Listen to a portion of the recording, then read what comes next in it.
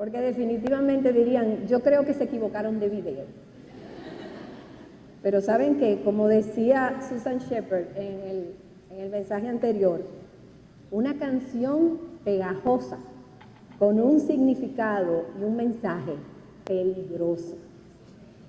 ¿Y saben lo que a mí me pasó buscando esa canción? Yo encontré ese video, porque esa canción de ese ícono latino, Jennifer López, salió este año, es reciente. Y en el periódico, en República Dominicana, decía, Jennifer López defiende a las mujeres. Y yo fui a buscar el artículo, a ver qué era lo que decía. Y encontré que hacía referencia a esta nueva canción, como ella entiende que ella está defendiendo a las mujeres. Y ¿saben el peligro, como decían, de que es una canción pegajosa, con un mensaje peligroso? Yo he visto este video y he oído esta canción, tristemente, varias veces en estos días. Y ¿saben qué? A veces estoy durmiendo y me suena, I ain't your mama, I ain't your mama. Entonces, así se nos pegan a nosotros esos mensajes que nosotros vemos en lo que son las redes de comunicación. Nosotros estamos viviendo en una época que podríamos llamarla la época de la información. Nunca ha habido más información a la mano que la que tenemos ahora. Si ustedes tienen uno de estos teléfonos, ustedes simplemente lo que se les ocurre, lo digitan y lo ponen e inmediatamente ustedes tienen la información que quieren a la mano. Pero realmente nunca ha habido tanta confusión entre las mujeres como hoy en día. Y el peligro de esto es que la confusión no solamente está en las mujeres allá afuera, la confusión está dentro de las paredes de nuestras iglesias. Y yo les pregunto, ¿cómo hemos llegado a creer y a pensar lo que pensamos hoy? ¿Se asemeja mi forma de pensar a lo que enseña la palabra de Dios? ¿Cuál es el pensamiento que gobierna mi vida para vivirla como yo la vivo? ¿Por qué yo actúo como actúo? ¿Por qué pienso como pienso? Creo que nosotras hemos sido, como decían en la charla anterior, yo casi pensé que yo me podía parar aquí, quedarme muda y pasarle las imágenes. Porque ella decía que hemos sido seducidas, y es así, hemos sido seducidas y hemos sido engañadas. Y todo esto ha sucedido en nuestras narices y ha afectado todo este diseño original del que hemos estado hablando durante este fin de semana. Y yo quiero, en el día de hoy, yo quiero que hagamos lo que dice la palabra de Dios, que seamos de espíritu sobrio y estemos alerta. Yo quiero mostrarles cómo hemos sido lentamente engañadas y sin darnos cuenta hemos comprado falsificaciones, engaños, diseños falsos, el molde del mundo, de la cultura.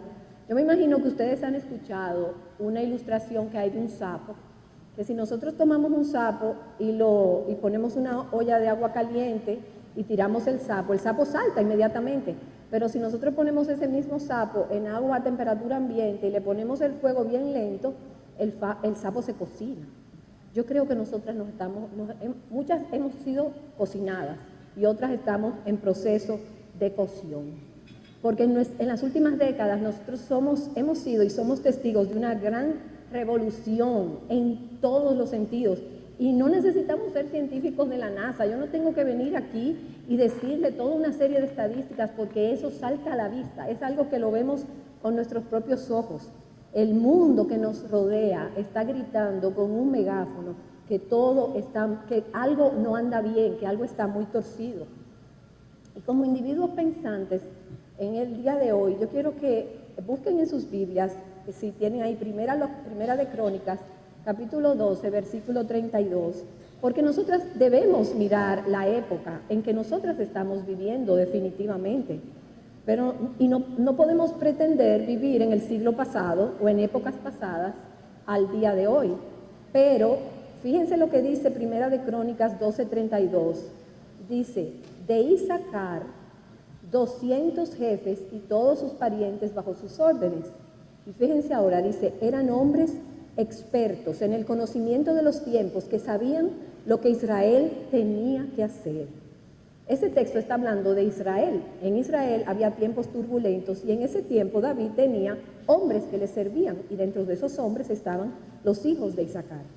Y es interesante que los otros grupos que se mencionan anteriores eran miles de personas, eran eran tantos miles, pero cuando llega a los hijos de Isaacar, dice que eran unos pocos, dice que eran 200 solamente. Estos hombres, de acuerdo a la Escritura, dice que eran hombres entendidos en los tiempos, que sabían cuándo Israel debía entrar o salir. Y así que en esta tarde, mis hermanas, yo las estoy invitando a que cada una de nosotras seamos como esos hijos de Isaacar, que seamos entendidas en los tiempos, que entendamos los tiempos en que actualmente vivimos para que aprendamos a pensar y a vivir en la época en que Dios, en su soberanía y en su providencia, nos ha colocado. Que podamos tener por un lado el conocimiento de la época, pero por el otro lado que tengamos la claridad de la palabra de Dios. Como mujeres de fe bíblica que estamos dispuestas a defender nuestro diseño y nuestra misión en medio de la confusión que hay reinante en cuanto a los géneros, el diseño y todo lo que se ve afectado como eso. Porque ¿saben qué? Una mujer confundida no tiene repercusiones solamente sobre su propia vida. Una mujer confundida afecta su familia, la sociedad, la iglesia y la cultura. Y como vimos en la charla anterior, la vida en nuestras iglesias se vive de una a otra, se vive en relaciones.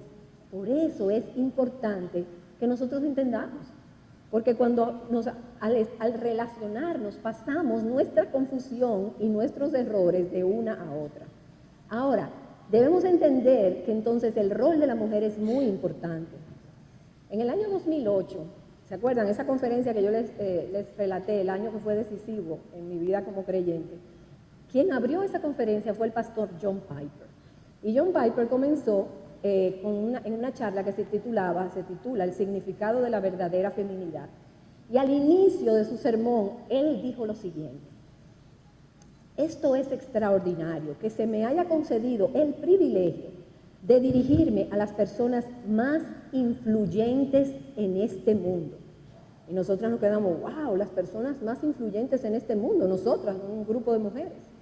Y él dijo, hago diferencia entre autoridad e influencia. Una mujer sobre sus rodillas influye más sobre una nación que 1000 soldados uniformados. Hay poder masivo en este lugar, por lo cual no tomo este momento a la ligera. Y también de algunos libros de Susan, yo he sacado la cita de un predicador del siglo XIX, John Angell James, que él dice acerca de la importancia que tiene una mujer. Dice, la mayor influencia sobre la tierra, para bien o para mal, la posee la mujer. Estudiemos la historia de las edades pasadas, la época del barbarismo y de la civilización, del este y del oeste, del paganismo y el cristianismo, de la antigüedad y de la Edad Media, de los tiempos medievales y modernos, y encontraremos que nada separa tan claramente esas épocas que la condición de la mujer. Toda mujer, oye bien, toda mujer, tú y yo, rica o pobre, casada o soltera, tiene un círculo de influencia para bien o para mal. Cada mujer, por su virtud o por su vicio, por su necedad o por su sabiduría, por su liviandad o por su dignidad, está añadiendo algo a nuestra elevación o degradación como nación. En cierta medida, la mujer es la que conserva el bienestar de la nación.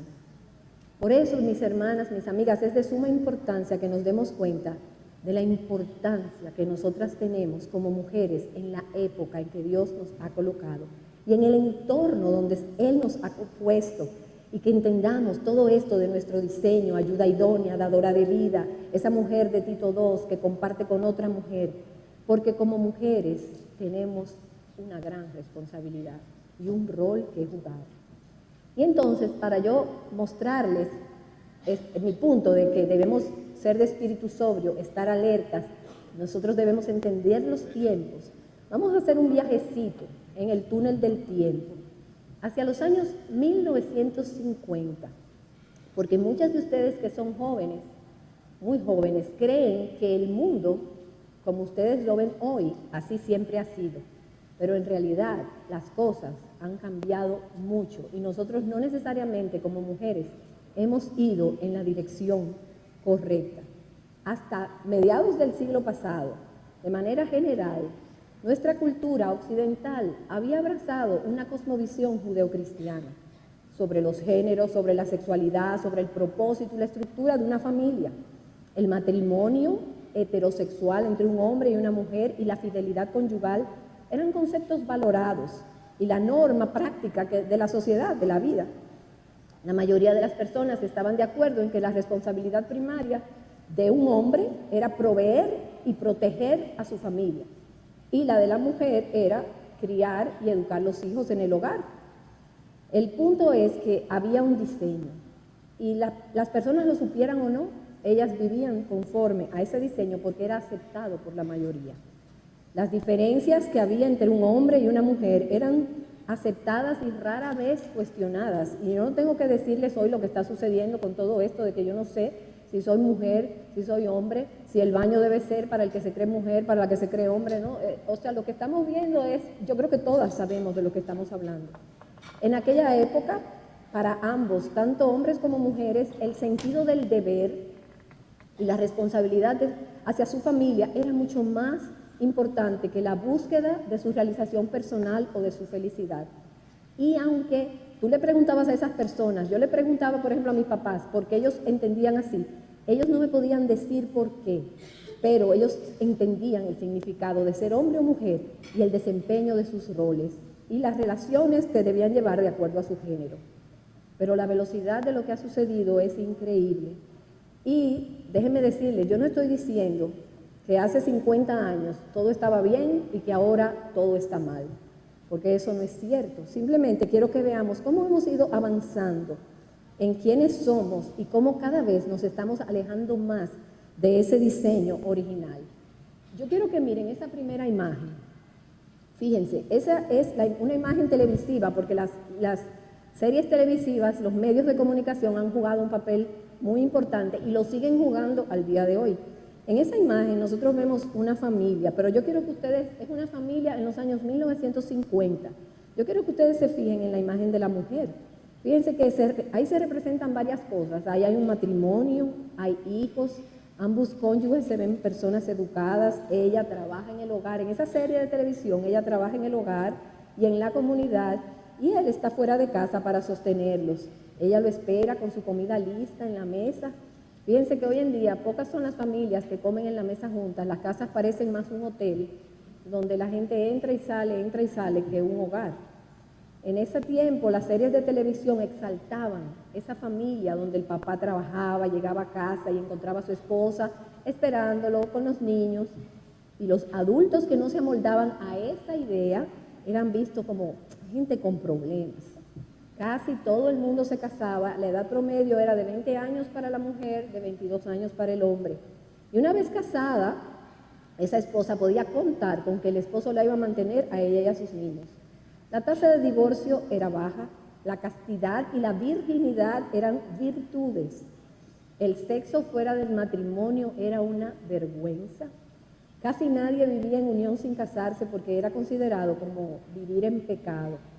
Esta mañana en la charla en el taller que yo di con Ellen, ella decía que en los años 60 había una estadística en los Estados Unidos que aproximadamente 450,000 individuos vivían en esa época sin casarse. Hoy en día 7,5 millones de personas. Para que ustedes tengan una idea de cómo se han multiplicado los números. Tener un hijo fuera del matrimonio era una gran vergüenza para esa familia. Hoy en día, aproximadamente cada 25 segundos nace un niño fuera del matrimonio y muchos niños, más de un 40%, duermen en hogares donde no viven sus padres. Eso ha sido el aumento desde 1960 a la fecha de los niños que nacen fuera del matrimonio, se ha incrementado en un 523%. En 1960 solo el 30% de las mujeres trabajaba fuera del hogar. Era muy raro que una mujer que tuviera niños y niños pequeños en edad escolar saliera a trabajar fuera de su casa.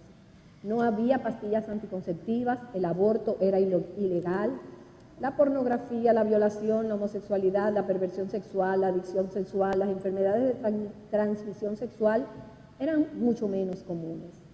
Y los hombres entendían su responsabilidad. Como ustedes verán, a las que son más jóvenes esto le puede parecer como un cuento, pero eso era así cuando yo nací. Yo llegué a vivir esto en mi familia, mis padres, mi mamá, mis hermanos, y yo no soy tan vieja. El punto es que hemos avanzado mucho como mujeres, y yo quiero ahora que veamos la segunda imagen.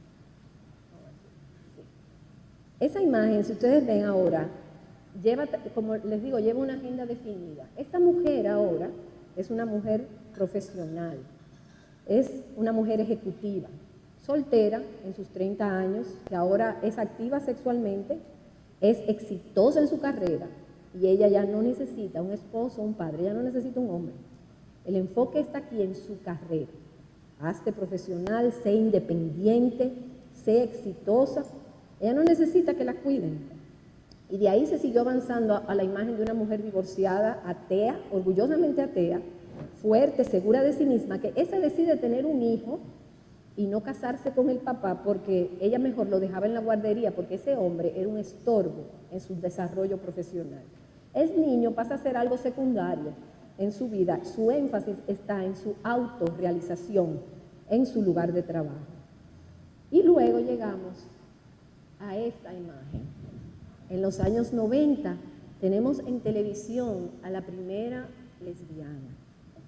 Su nombre es Ellen DeGeneres. Ella tiene su propio negocio.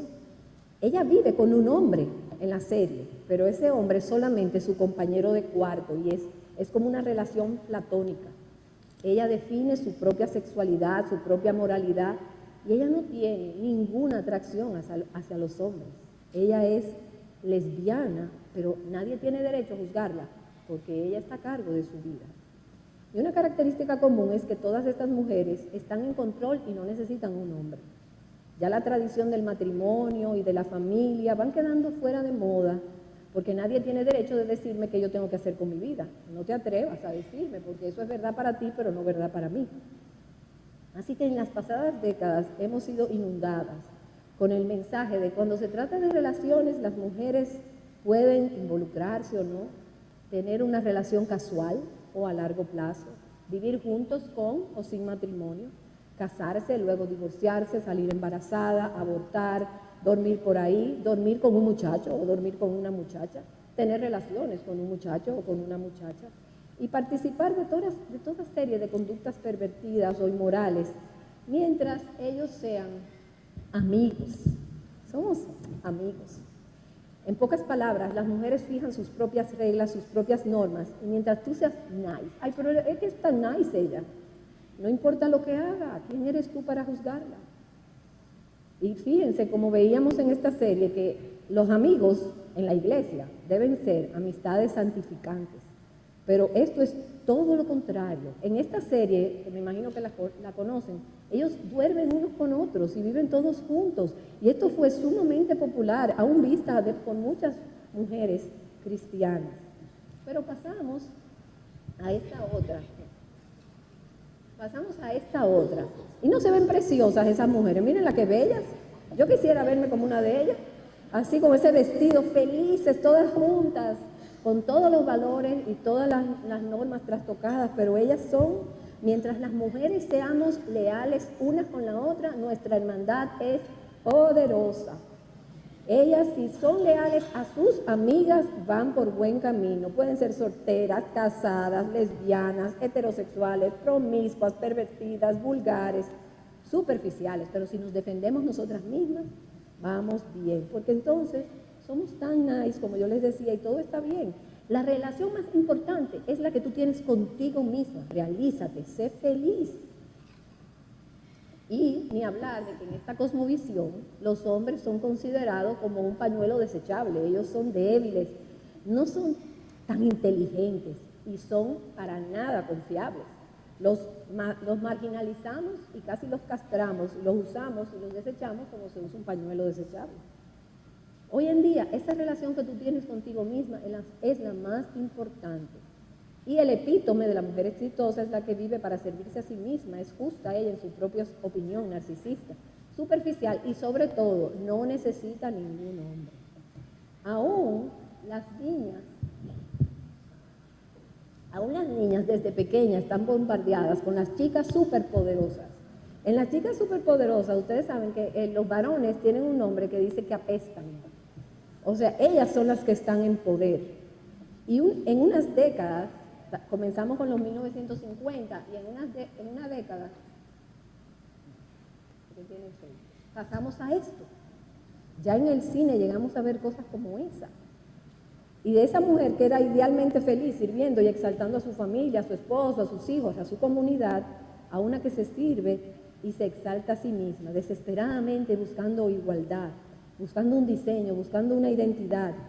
Pero hemos ido a buscar eso en cisternas rotas que no retienen el agua. Y tenemos eso. Y decimos, wow, ¿cómo puede ser? ¿Qué fue lo que pasó? ¿Qué fue lo que ha sucedido? Pero hoy en día, todavía más moderno que esta imagen, tenemos esta. Para que no la conocen, esta es La familia moderna y la familia normal. Esta serie se trata de esos dos homosexuales y de esta mujer que ella estuvo casada, tuvo esa niña, pero el esposo la maltrató tanto que ella se separó. Entonces ella se muda con estos dos hombres que son homosexuales y en gratitud ella decide llevar el hijo de uno de ellos en su vientre. Esa es una de las series que están en la televisión. Y luego tenemos esta, la familia feliz, una gran familia feliz, donde ese señor se casa con una mujer mucho más, él es norteamericano, él se casa con una mujer mucho más joven, hispana, y ellos tienen, de los hijos de él, hay una familia que son papá, mamá y muchos niños, pero entonces él también tiene un hijo que es gay, y ya el hijo gay está casado también, son una gran familia donde todo está representado. ¿Cómo ha sucedido todo esto? Bueno, yo quiero plantearles hoy que una gran pieza de todo este desastre es el feminismo. El feminismo es una filosofía que desde los años 60, yo diría que desde el huerto del Edén, y luego ha tenido diferentes olas, pero en los años 60 se vio un resquebrajamiento de los cimientos de la sociedad. Es un sistema de principios, de valores, de doctrinas, es una cosmovisión. Pero ustedes saben lo peligroso de esto, es que lo sepas o no, lo admitas o no, todas hemos sido infectadas por el pensamiento feminista. Es como cuando le ponen a uno una solución endovenosa, te ponen un catéter y te conectan, te van echando gota a gota, lentamente. Y cuando tú vienes a ver, todo lo que estaba en esa botella ahora está en tu torrente sanguíneo. Pues así mismo. Por eso nosotras, las mujeres cristianas, tenemos que ser entendidas en los tiempos. Yo quiero que entendamos los tiempos para que sepamos cómo vivir para la gloria de Dios. Mujeres que tengamos la verdad de Dios y el conocimiento de los tiempos. Pero si nosotros volvemos a los años 50, a los años 60, para entender cómo surgió todo esto del feminismo, nosotros vamos a ver, viendo un poco de historia, que era una época de muchas revoluciones. Hubo primariamente la Revolución Americana, la Revolución Francesa, la Revolución Rusa, y todo eso había sentado las bases para los derechos humanos, donde decimos que todos somos iguales. Sí, todos somos iguales, dicen los derechos humanos, y ningún grupo tiene derecho a gobernar a otro. Y entre los años 1940 y 1950, el mundo presenció revoluciones en la India, en Corea, en China, en Hungría, en Irak, en Cuba. Y el fervor revolucionario estaba en el aire, y la lucha por los derechos estaba en el aire. Y eso pasó de la esfera política a la esfera social. Los trabajadores exigían derechos, formaron los sindicatos, los estudiantes en las universidades demandaban sus derechos y marchaban en contra de las estructuras opresivas. Comenzó todo un movimiento de derechos civiles, de las diferencias entre blancos y negros, y todo eso estaba sobre el tapete. Y en 1950, una mujer filósofa francesa llamada Simone de Beauvoir propuso que también debía haber una revolución de géneros.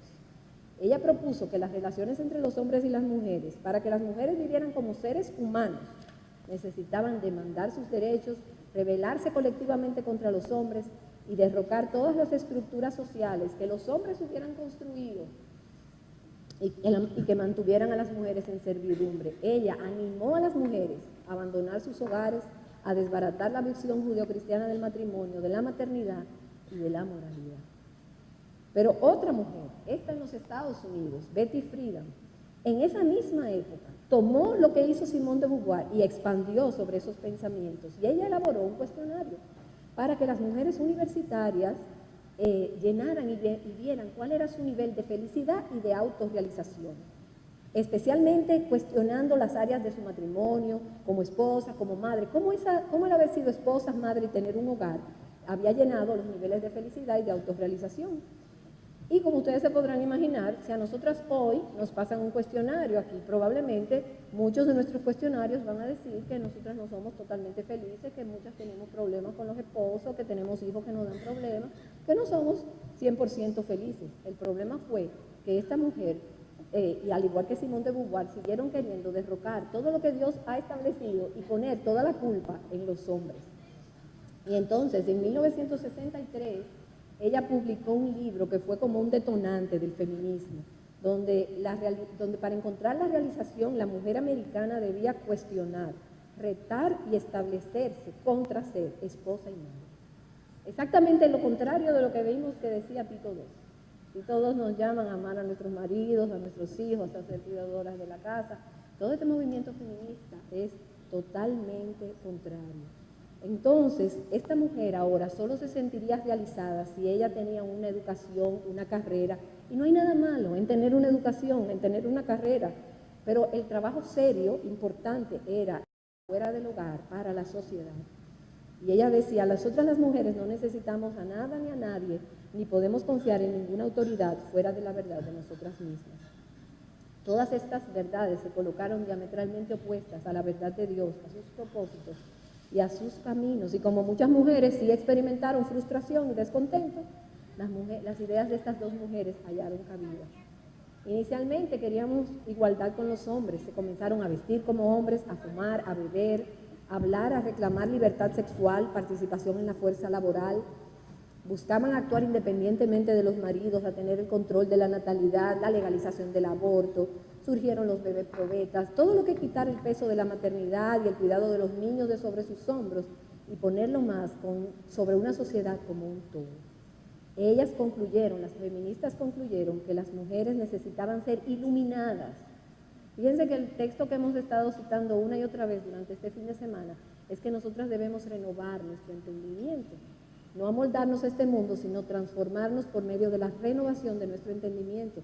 Eso era lo que estas mujeres querían. Ellas querían iluminarles el entendimiento a estas mujeres en su situación de opresión. Y fue así, de manera increíble, como 200 mujeres se reunieron por primera vez en Chicago. Y a los 2 años, primero fueron 200 mujeres, y a los 2 años, 20,000 desfilaron por las calles de Nueva York. ¿Saben cómo? Con esa técnica de grupo pequeño. Las mujeres se reunían a hablar de sus maltratos, de las agresiones de los hombres, y aún aquellas que no eran agredidas ni maltratadas, también compartían y salían ahí enojadas contra los hombres, queriendo derrocar y creando una conciencia para que hablaran de amargura, de dolor, de abuso, de concubinato. Y una le decía a la otra, y una le decía a la otra. Si ustedes se fijan, es la misma metodología que nosotros tenemos en las escrituras. Una mujer le dice a otra, una generación le dice a otra. Lo único que todas estas mujeres fueron realmente instrumentos del maligno para ser parte de todo el deterioro que hoy nosotros vemos que ha sucedido. El feminismo se ha dispersado de tal forma que su ideología ha llegado a afectar a cada miembro de la sociedad. Buscando igualdad hemos caído en un lodazal. Y la premisa fundamental del feminismo es que las mujeres no necesitan confiar en su propia verdad personal. El problema es que ese no es el mensaje de la Biblia. Cuando tú te veas a ti misma pensando que no debes aguantarle nada a los hombres, que debes prepararte para enfrentar la vida, porque nadie te va a pisotear. Fíjate que yo no estoy diciendo que no te prepares, sino que tú te veas, yo me voy a preparar, porque a mí nadie me va a pisotear. Cuando tú te veas pensando que debes tomar las riendas porque los hombres son menos inteligentes, entonces debes reconocer que tu proceso de pensamiento está marcado por el feminismo. Nosotros hemos perdido el norte, hemos perdido la brújula. Y aún entre mujeres cristianas oímos cosas que no debieran ni nombrarse, mujeres que quieren dejar a sus maridos, que quieren dejar a sus hijos, que piensan, es que yo tengo que realizarme a mí misma, yo necesito mi espacio, yo necesito un espacio para mí. Y si algo te hace infeliz, déjalo, persigue tu propia felicidad. Y el problema es que si tu marido es lo que te hace infeliz, deja al marido. Si los hijos son lo que te hacen infelices, deja a los hijos. Porque si tú, oigan esta frase que ustedes la deben haber oído mucho, si tú no eres feliz, no se oye.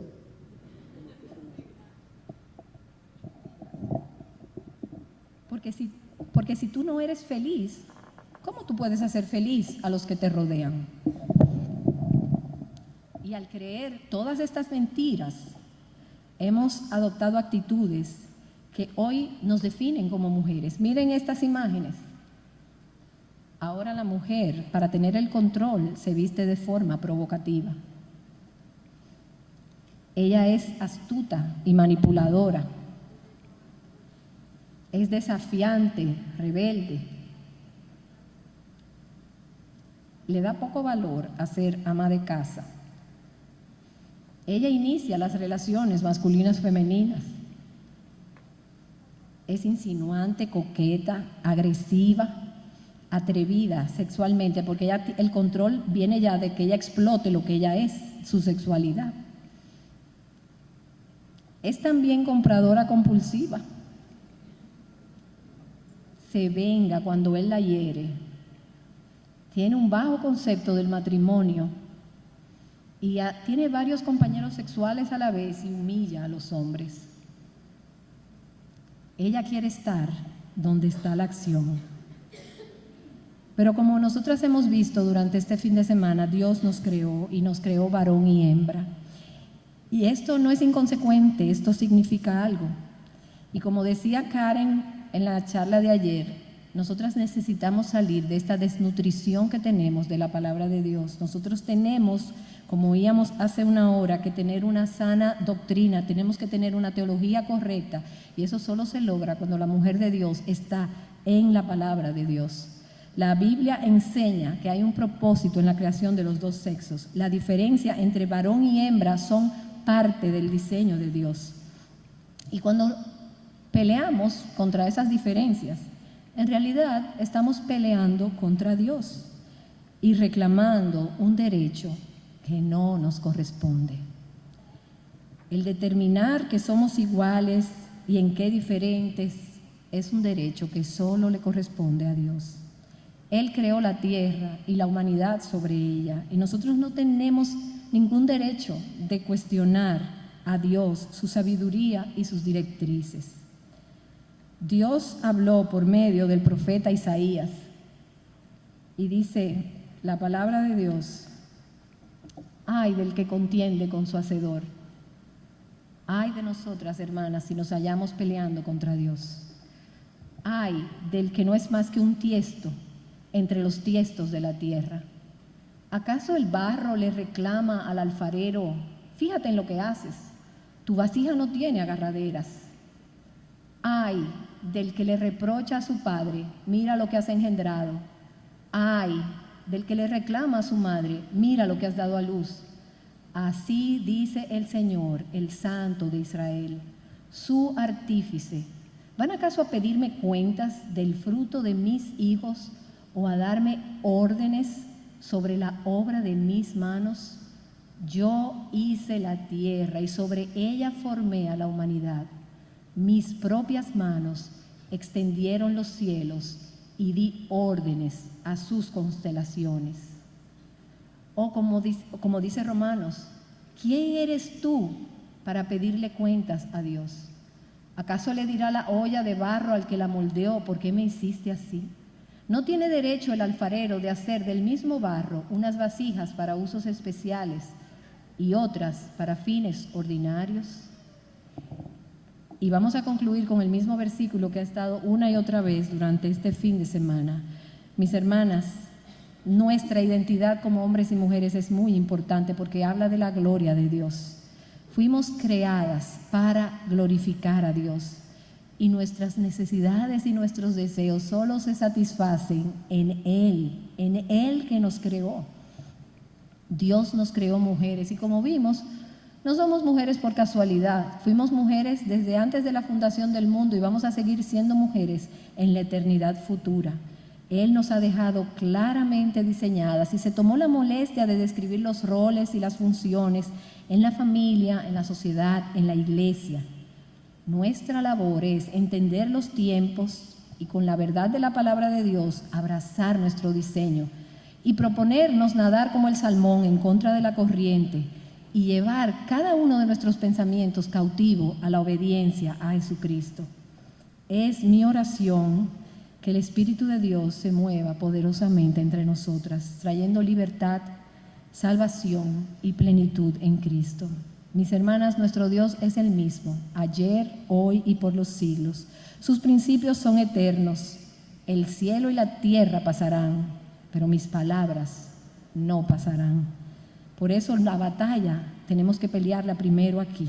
La solución es una persona, Jesucristo. Así que vamos a comenzar por nosotras mismas. Volvámonos a Cristo, seamos entendidas en los tiempos y seamos mujeres de la palabra de Dios. Muchas gracias.